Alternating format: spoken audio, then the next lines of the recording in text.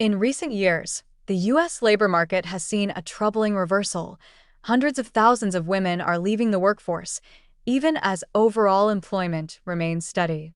According to the Bureau of Labor Statistics, more than 212,000 women aged 20 and over have exited the labor force since January 2025, compared to a net gain of 44,000 men entering during the same period.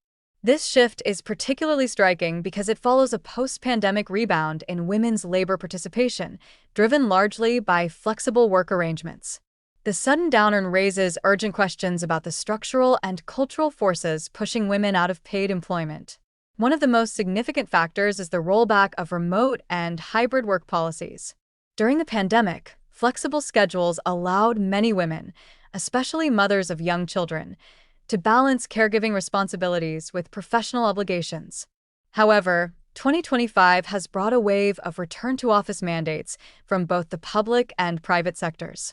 Federal employees, for example, were ordered back to the office 5 days a week in January, and major corporations like Amazon, JP Morgan, and @VET followed suit. The share of Fortune 500 companies requiring full-time in-office work nearly doubled from 13% at the end of 2024 to 24% in mid-2025.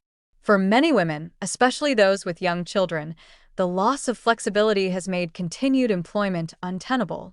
Childcare challenges compound the problem. The United States has long faced a childcare affordability and accessibility crisis, and the pandemic only deepened it.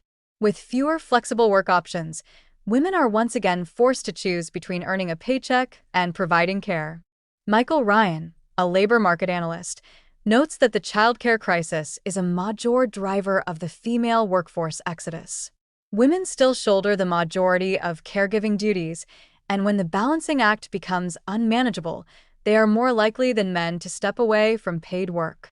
This dynamic is especially pronounced among women with children under 5, whose labor force participation rate dropped nearly 3 percentage points in the first half of 2025.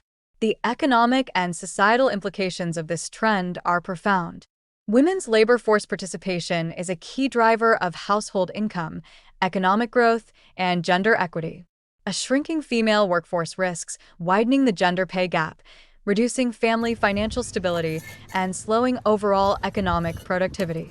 It also threatens to reverse decades of progress toward workplace equality. The impact is not evenly distributed. Black women, for example, face higher unemployment rates than their white counterparts, reflecting deeper systemic inequities. These disparities suggest that the current wave of workforce exits is not just a matter of personal choice, but a symptom of structural barriers that disproportionately affect women. Addressing this crisis will require more than urging women back into offices. Employers and policymakers must recognize that flexibility is not a perk, it is a necessity for sustaining women's participation in the labor market. Expanding affordable childcare, protecting hybrid work options, and creating supportive workplace cultures are critical steps. Without such measures, the U.S. risks entrenching a two-tier labor market in which women's careers are more vulnerable to disruption, and the economy loses the full potential of half its workforce.